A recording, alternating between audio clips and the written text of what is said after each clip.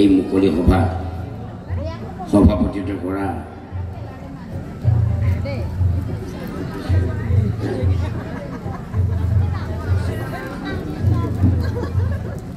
জিতেন চন্দ্ৰ বড়োলে ডাঙৰীয়া আৰু ইয়াত উপস্থিত আছে বীৰেন্দ্ৰ বড়ো, কামেশ্বৰ বড়ো, বিনীতা দৈমাৰী, অজিত বড়ো, দুলাল বৰ্মা আৰু ইয়াত উপস্থিত আছে হৰেণ নাথ বৰ্মা আৰু আপোনালোকৰ অতি মৰম এই নিজ গেৰুৱা পঞ্চায়তৰ সভানেত্ৰী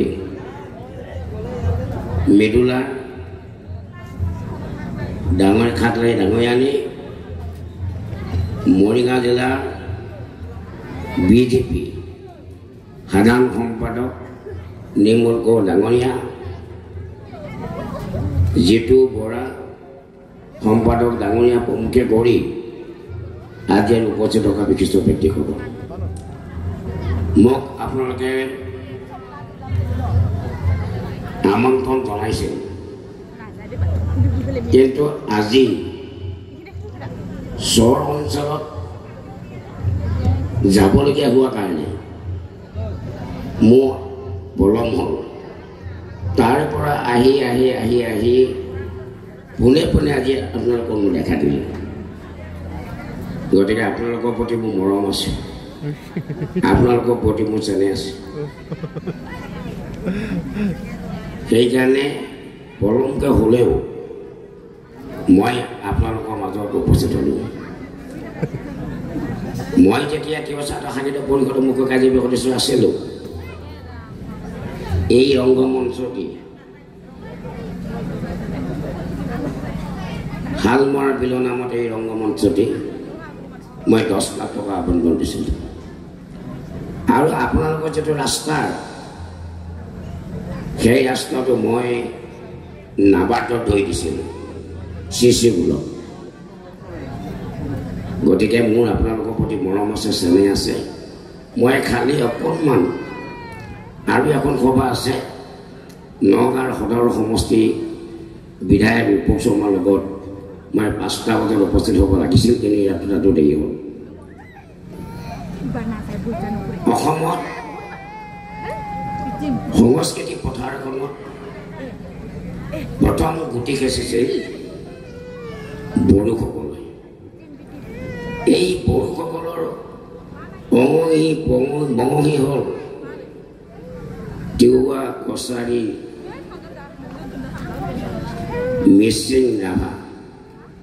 এইসকল হ'ল বড়োসকলৰ ঠাল ঠেঙুলি। আজি অসমত আমাৰ জনগোষ্ঠীসকলৰ আমাৰ অস্তিত্ব নাইকিয়া হৈছে, কালৰ বুকুত নিখেষ হৈ গৈছে। এনে এটা সময়ত, এনে এটা সন্ধিক্ষণত সকলো যিকেইটা জনগোষ্ঠী আছে, সকলো জনগোষ্ঠীৰ ভিতৰত অকণমান হ'লেও আমাৰ বড়ো ভাইসকল, ককাইসকল অকণমান আগবঢ়া দেখা গৈছে অলপ অলপ। আমি মিচিংসকল তাৰ পিছতে আগবাঢ়ি গৈছে। তাৰপিছত সোণোৱাল কছাৰীসকল আগবাঢ়ি গৈছে, তাৰপিছত কাৰ্বিসকল আগবাঢ়ি গৈছে, দৈৰীসকল আগবাঢ়ি গৈছে। একেবাৰে জনগোষ্ঠীৰ ভিতৰত পিছপৰা জনগোষ্ঠীৰ নামটো হৈছে তিৱাসকল। তিৱাসকল আমি একেবাৰে পিছপৰা। আপোনালোকৰ পৰম্পৰা যে সংস্কৃতি, এই সংস্কৃতিটো আপোনালোকে ধৰি ৰাখিছে। আমাৰ বড়োসকলে জনগোষ্ঠীসকলৰ ঐতিহ্য, পৰম্পৰা, সংস্কৃতি ধৰি ৰাখিবলৈ সক্ষম হৈছে। বাকী জনগোষ্ঠীবিলাক বিভিন্ন ভাগত বিভক্ত হৈছে, আধ্যাত্মিকভাৱে, সংস্কৃতিভাৱে, ধৰ্মভাৱে বিভিন্ন ভাগত বিভক্ত হৈছে, ৰাজনৈতিকভাৱে বিভিন্ন ভাগত বিভক্ত হৈছে। আজি বড়ো সাহিত্য সভাই অসম সাহিত্য সভাকো চাই গৈছে, চাই পেলাইছে এইটো ভাল পদক্ষেপ বড়ো সাহিত্য সভা যেনেধৰণে নিজৰ ভাষাৰ সংস্কৃতিক জীয়াই ৰাখিবৰ কাৰণে সক্ষম হৈছে এইটো মই আদৰণি জনাওঁ আৰু বিভিন্ন সময়ত যেতিয়া মোক বড়ো সাহিত্য সভাই হওক মিচিং সাহিত্য সভাই হওক ৰাভা সাহিত্য সভাই হওক আৰু অসম সাহিত্য সভাই হওক যেতিয়া আমন্ত্ৰণ জনায় তেতিয়া মই স্পষ্টভাৱে কওঁ যে জনগোষ্ঠীসকলৰ ভাষাৰ সংস্কৃতি অবিহনে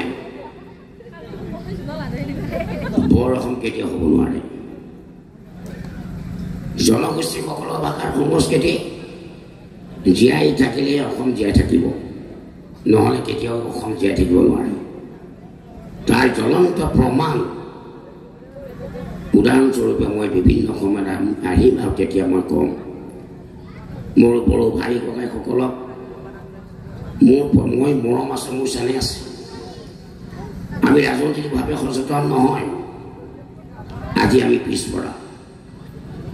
এইখন অসমৰ ভূমিপুত্ৰ ভূমিগৰাকী আমি ভূমিগৰাকী হৈ আজি বিদেশীৰ দৰে আমি জীৱন যাপন কৰিবলগীয়া হৈছে ইয়াতকৈ দুখৰ কথা কেতিয়াও হ'ব নোৱাৰে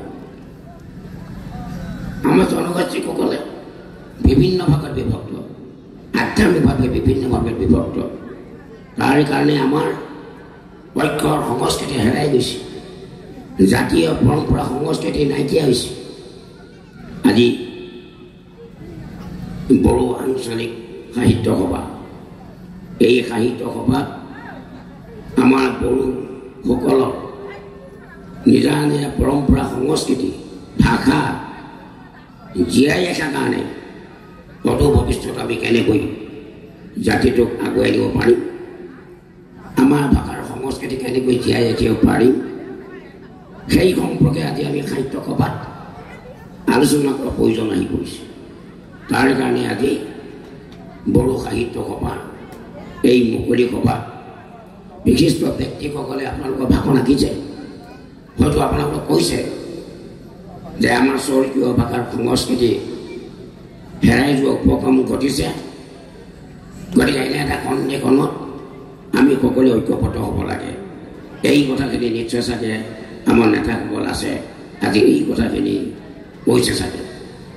যি জাতি ভাষাৰ সংস্কৃতি নাই সেই জাতি কেতিয়াও জাতি পৰিচয় দিব নোৱাৰে ভাষাৰ সংস্কৃতি অবিহনে এটা জাতি কেতিয়াও পৰিচয় হ'ব নোৱাৰে ভাষাৰ সংস্কৃতি লাগিব মই প্ৰথমে কৈছিলোঁ যে অসমত প্ৰথম সংস্কৃতি পথাৰখনত প্ৰথম গুটি খেচিছিল বড়োসকলে মই কিয় কৈছোঁ এই কথাটো অসমত বিভিন্ন জাতি জনগোষ্ঠী বসবাস কৰিব পাৰে কিন্তু সংস্কৃতি পথাৰখনত প্ৰথম গুটি খেচিছিল বড়োসকলে এই বড়োসকলৰ ভাষাৰ সংস্কৃতিয়ে বিভিন্ন জাতি জনগোষ্ঠীৰ মাজত আজি সমন্বয় স্থাপন কৰিবৰ কাৰণে বাধ্য হৈছে গতিকে মই আহ্বান জনাইছোঁ মই দীঘলীয়াকৈ নকওঁ আকৌ মই ক'ম আকৌ আহিম যিহেতু মোক এই সমষ্টি নতুনকৈ অন্তৰ্ভুক্ত হৈছে 54 নং মৰিগাঁও সমষ্টিত আপোনাক অন্তৰ্ভুক্ত হৈছে এই সমষ্টি জাতি জনগোষ্ঠী মোক সকলোকে লাগিব গতিকে আপোনালোকৰ প্ৰতি মোৰ নিশ্চয় টান আছে সকলো জনগোষ্ঠীয়ে নিজৰ নিজৰ টান আছে এই টানটো কিন্তু কিছুৱে উজ্জ্বল কৰি ৰাখে নকয় আৰু কিছুৱে মুকলিভাৱে কয় আমাৰ জনজাতিসকল স্পষ্টবাদী আমি মুকলিকৈ কওঁ কাৰণে আমাৰ ক্ষতি হয় কিন্তু অন্যান্য জনগোষ্ঠীয়ে মুকলিভাৱে কেতিয়াও নকৰে তেওঁলোকৰ পেটত এটা আৰু মুখত এটা আমাৰ জনগোষ্ঠীবিলাকক এইটো নহয় স্পষ্ট হালো বালো চেষ্ট আমাৰ স্পষ্ট স্পষ্ট জনজাতিসকল অসমত আজি আমি ভাষা হে গৈছোঁ সংস্কৃতি হে গৈছোঁ আজি আমি অসমীয়া পৰিচয় দিছোঁ অসমত বাস কৰাৰ কাৰণে অসমীয়া কিন্তু ইংৰাজত যেতিয়া স্বাধীনতা আন্দোলনত আমি যেতিয়া জঁপিয়াই পৰিছিল